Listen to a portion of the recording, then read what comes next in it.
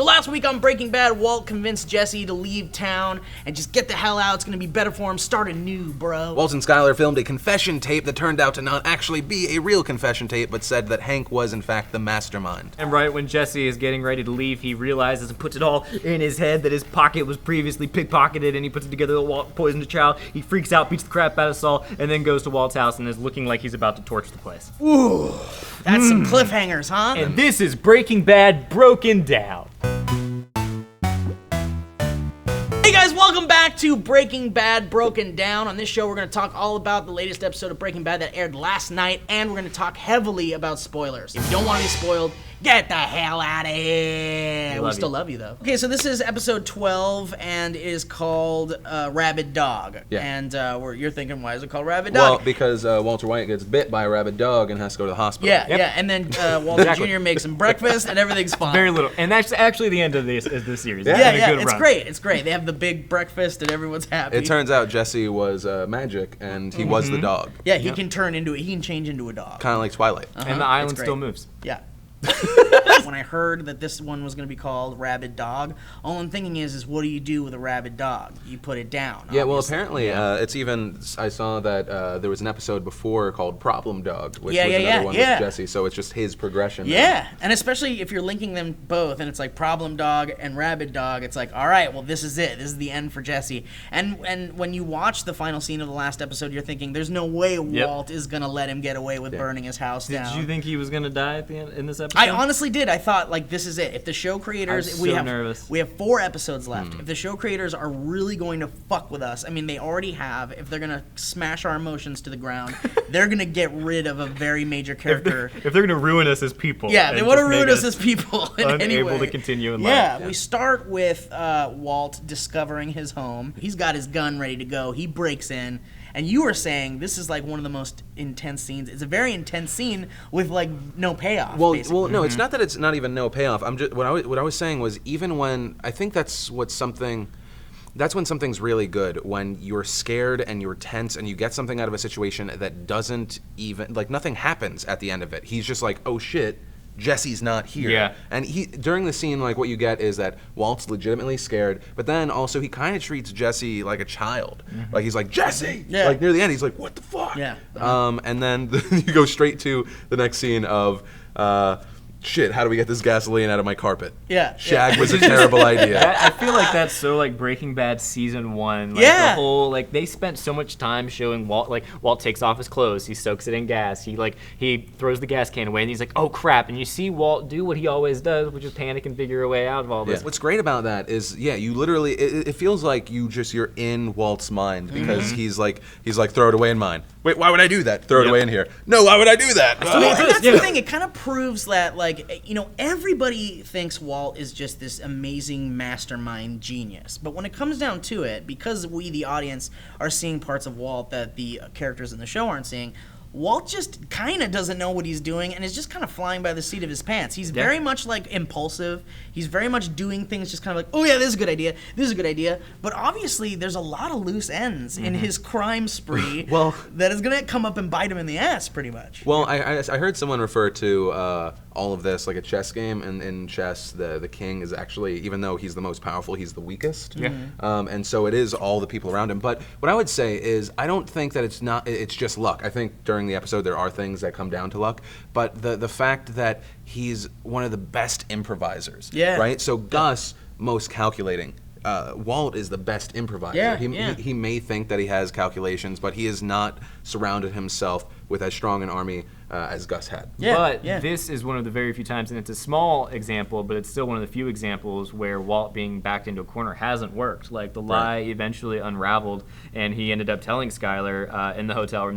He made up a lie. Then Walt Jr. freaking made up a better lie for him. Just I know. gift-wrapped It's it like for him. this kid is going to take over his empire, obviously, just because his by deduction accident. skills are so much better than Walt's. Deduction skills. You kind of spend the next couple of scenes thinking, where the fuck is Jesse? And nobody knows where the fuck he is. And you're not even thinking, maybe he's with Hank. You don't know where the fuck he is. From a storytelling perspective, too, that's incredible. It's incredible, especially with the second half of the season premiere, when they sort of kind of like blew everything out of the water with that scene and with Hank and Walt in the garage. They kind of just addressed everything. Yeah. And now in this episode, they wait till halfway through the episode to give even it to tell you us. what the crap is going on It's with Jesse. very Memento-esque. They've put scenes out of order, very Pulp Fiction-esque. They kind of gave us the recap from Jesse's perspective.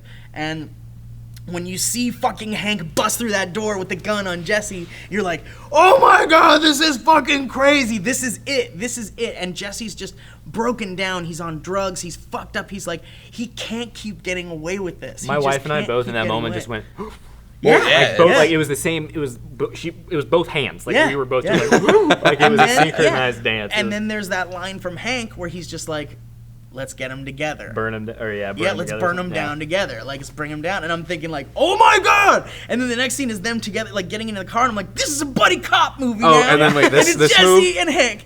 Oh yeah, oh my god, that was hilarious. I was like, what's happening? Like, I that happened, and I leaned over to my wife and I go, safety first. Marie is talking to her shrink. Yeah. Which is nice that like before the mastermind drug pin became a realization, she was angry about parking spots. Yep. Yeah, love it. Love it. Well, let's talk about your parking spot situation. Because she won't tell him anything. I think it's important because it leads to the scene of when Hank's like, so you should probably go for a spa, and she's like, does this hurt him? Yeah. I'm staying. Was that the first scene that Marie and Aaron Paul had together? When he walks out of the bedroom and she just walks across the hall and is like, do you want some coffee? And he's like, might be. yeah. And then she just keeps walking. So I think it is. and then that's when we see that Hank's not going it solo anymore. No, he's got Gomi there, and you kind of feel good about it because you're thinking, Hank, you're doing this wrong, man, and you're making a big fucking mess going vigilante here. And then when the DEA catches on, you're gonna be fucked, and you're fucking yourself, and you don't want to see that happen to Hank because you want to see him win. You want to see him catch the bad guy. That's his ultimate goal. So then Hank puts down the camera, and here's the scumbag in me. I was like, Jesse, he hasn't even agreed to not turn you in. He's just like said shit offhand. And I thought that too, but I think Jesse at that point was just like, F it, whatever. Well, because when he starts What do you screaming, he's like, he can't keep getting away with it. Yeah, and it's so heartbreaking too because it's like, you're right, it's frustrating. Imagine being Jesse and you've been taken for a ride this entire time. You've been lied to this entire time. Whatever. I mean, but here's the thing: you've got that juxtaposition of Walt considering Jesse like his son in a way, especially 100%. in that scene when Walter Jr. comes out, because now Walt and Walter Jr. and Skyler have left their home because the gasoline thing is a problem, and they want to rip out the carpet. So now they're at a hotel. Also because Walt wants to keep his family safe. He doesn't know. Jesse's on the loose still. He could still come to his house and fucking kill his family. So let's go and hide out at this hotel. And Walter Jr. goes down to talk to his dad, and they kind of have that touching moment. And it's immediately after Walter Jr. leaves that he picks up his phone to call his other son, Jesse, to leave that message that's basically like, let's meet and let's have a fucking I didn't really think about that because I saw that and I thought like my chain of mental process whatever was basically that this moment happened and Walt's like, you know what, my family is the most important thing to me, like Skyler was saying, so therefore if Jesse is a threat, I'm going to annihilate the threat. So I thought that phone call was basically let's him take setting it. up, which of course leads us to the last scene. But we know that Walt cares too much about Jesse now. We know that. We know that he cares about him like a son. So it's like, it really was his moment, for all we know, where he was thinking, you know what? There's another way to do this. I don't have to kill Jesse. Can we acknowledge for a moment that hotel room looked totally sweet? Like, I was like, that was so nice. Dude, Walter Jr. got pay-per-view and room service. He's getting all the breakfast he wants up there. Skyler's freaking popping open the tiny liquor bottle. Who does that? You always want to. Nobody ever does it. She's dead on the inside right now. Yeah. After he talks to Hank and he says on camera all this stuff, and it is a he said, she said situation, when he's trying to talk him into meeting him, and he's like, no, he's sweet on you, and they make that like, everyone he's knows gay for me. he's gay for me, which is funny. It's literally, Hank is saying like, and I don't even think he's realizing it, like, he does love Jesse. Yeah. Like, he gave, even when he made choices that 100% were for him, it was also good for Jesse. Jesse always was kind of the, whatever decision Walt made, he kind of carved out something for Jesse where it wouldn't directly harm him in any way. So If Walt didn't let his junkie girlfriend die, he'd probably be dead somewhere, right? If he didn't kill those drug dealers with his car, like, something else bad could have happened. If he didn't poison Brock, it probably would not have ended up well for him. Yeah, but it's more about Gus threatening Walt's family. I'll kill your infant child. I'll kill your wife. I'll kill your son. But it's more of Walt. It's a partnership, though. It's a partnership. This is the thing. It's such a big conflict because you have those moments where definitely Walt is looking out for Jesse's best interests. Right. He takes. Remember when he even takes him to rehab and he like makes sure that he's like good there. And he like. That's all fine and good, but we can't forget that the whole Gale thing, the whole I need to make Jesse a partner because I don't want him to fucking screw my uncle or my brother-in-law. Because remember, this was right after Hank beat the shit out of Jesse. Right. And Jesse was like, I'm fucking taking your uncle down. He's going to be a fucking traffic cop after this. Or he's going to be a mall cop after this. And that's when Walt was working with Gale in the super lab. And that was going to be the perfect partnership for Walt. He didn't want Jesse involved. Jesse was a junkie. Jesse was making impulsive decisions.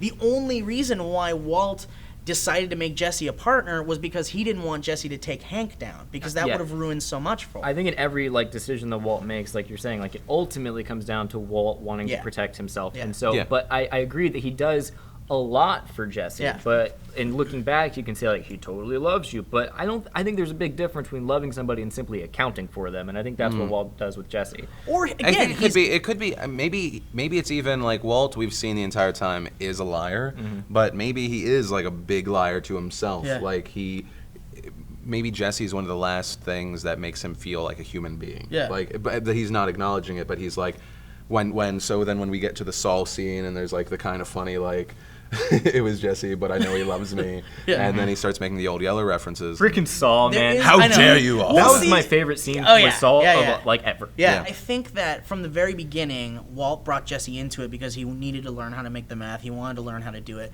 But Jesse was also a student of his, a student that failed. So you can kind of see this through line throughout the entire series of Walt trying to show that Jesse can still succeed. I don't know, but I mean, maybe, but I feel like it's more that Jesse kind of just tethers him to reality a little bit more at this point, because he's the only one who's known his secret the entire time and also been on his side. Then we get to the meetup, which I've seen people say, well, this is Jesse securing that Walt is going to lose. And I was like, no, it's not. It's almost the exact opposite. In the scene where he's talking to Hank, he says he's smarter than you, he's luckier than you. However you think it's going to go down, the exact opposite of it's going to happen. Which did happen, actually. But it's because of him. Go figure. Because apparently every big white guy with a shaved head is a trained assassin.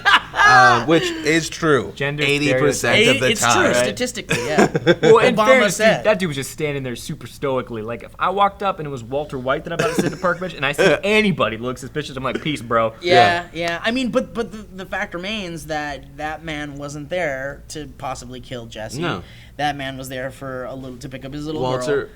Walter was there to actually meet with him. You can't blame Jesse for that moment, though. I mean, that's like... No, you can't. If he learns that Walter White is this type of person, his clues lead up to that conclusion. All that happened is Jesse secured his own death. That's all that happened. Jesse made the decision for Walt. Walt wanted to say, everyone else, you're stupid. Jesse's my guy. He's never going to do this. And he didn't even say, like, I'm going to tell on you. He didn't say anything. He fucking said, like, I'm coming for you. I mean, but the most tragic thing about it is that it is just a big misunderstanding. It is. It's a tragic love story. You can't put the blame, though, on Jesse entirely, because that's, like Jesse... He reached that conclusion not through anybody else's fault but Walt. Well, like, here's Walt's the thing. actions led to Jesse sitting there going, Right. okay, you're trying to kill me right now. Is that paranoia that was fostered through, previous experience? I mean, he did kill Mike, so. That's the thing, and I think Jesse just realizes that Walt has to go down. This is it. You have Hank that wants more than anything to take down Walt himself, and now we have Jesse who more than anything wants to take Walt down himself. Oh, and we forgot to mention Hank's Breaking Bad moment. We have to talk about that. Yeah, which what exactly does he say? So fucking Jesse goes to take a piss. After his confession, Gomi and Hank are now the audience. They know everything about the entire goddamn story of Breaking Bad, and they're standing there. And Gomi says, what if we do send the kid out there to meet with Walt and he does get killed? What happens then? And Hank's just like, at least we'll get it on tape, And we'll get him. And going back to the scene with Marie talking to her therapist, you have Marie saying that she's fantasizing about murder. You have Skyler ready to kill Jesse. You have Hank who's cool with Jesse dying. The only person who's not ready to... you have Saul ready to Saul's murder just like, Jesse. please! You only have one person right now who's was not actively plotting anybody's murder, and it was Walt. Oh, and Walt Jr. And Walt Jr. and the baby. My thoughts are this though: that evil shit that Hank says about Jesse, it like the fact that he doesn't give a shit about Jesse's life whatsoever. You're thinking, what a fucker! How could he? How could he say such a thing? But that's crazy. The thing. If you're a DEA agent and you're not watching the show like we have been, we're seeing the emotional arc of these characters individually. Hank's hearing a story about murderers. Yeah. Jesse is a murderer who cooks meth and who fucking gives it to people and is a junkie and is probably a big fucking part of this gigantic mess. In fact, he is a big part of this mess. I feel like if you burst into somebody's house and you know that who you want is there, I could be wrong, but I feel like if you got a gas can and you're pouring it on carpet, that's going to taint your image of somebody. Another thing to consider too is that out of everybody, Walt says in this that Jesse's basically a person. He's like, no, you can't murder him. But Hank, on the other hand, doesn't view Jesse as a person. He views him as a prop, and so it's understandable why he would say like it's okay if he dies, because to him he's just a pawn. Yeah, but for the audience, like Walt saying Jesse's a person, like to us, like how can you believe anything Walt says anymore? He's saying things and it's just coming out of his mouth. He's such a liar. The audience can't even figure out when he's fucking lying. So I don't know. I mean, but I guess the proof is in the pudding. Walt did go to the bench without any protection, maybe without a gun, maybe he had a gun, it doesn't matter. He was there. But my question to you about that is even if Jesse had sat there and met with him and listened and heard Walt out, would Jesse had taken the position of the audience, which is like, why should I believe any fucking thing you have to say? If he sits down, it's game over. Right, because of the wire. Yeah, Jesse fucked everything up. Yeah. Jesse didn't secure anything. Jesse, all he did was secure his own death. One final question. What do you guys think that Jesse means when he's on the phone and he's like, I'm going to get you where you really live? What do you think that means? It's got to be his family. It's got to be. But where you really live? But like, why would it be where you really live? Like, I mean, why wouldn't it be home is where the heart is. money, right? Yeah, he lives. Oh, it's greed. I never thought about that. He lives with his money. Like, the only way he's able to live comfortably is with the money. I just feel like it was the family. Like, I don't feel like he would word the threat that way. I feel like he'd be like, I'm going to get you where it really hurts or something. Where so it the really next lives. episode of Jesse's just going to burn down the car wash. And we're gonna be like, oh, really? Is that what it is? That's it? Jesse's like, Dan, get it, bitch. You're fucked, bro. Yeah, but of course, the final scene, Walt finally calls Meth Damon, and he's like, I need your uncle's services. And that's that. I mean, this is the catalyst. This is the domino effect. This is the end. This is the big mess. And it's all a misunderstanding, and it's all fucked up, and that's it. That's the end. So we got all of that out of what on Twitter was called one of the least impressive episodes up since it came back. I feel like it was necessary. I feel Twitter's like it was a jerk. Necessary too. I do feel like it wasn't my favorite only because I want those like peeling out of the driveway moments. Yeah. But you can't argue with what a great episode I it still was. can't say I have a weakest episode yet for me. I still can't say I've seen if I had to pick one out of this final season so far, I don't think I could yet. Really? Not yet. Okay. What do we think's gonna happen next week? Jesus Christ. I don't know, man. I got nothing. Thank you for watching the show, guys, and please let us know in the comments down below what you think is going to happen, and join us next week on the show. I'm Steve Zaragoza. I'm Philip DeFranco. I'm L.A. Morgan.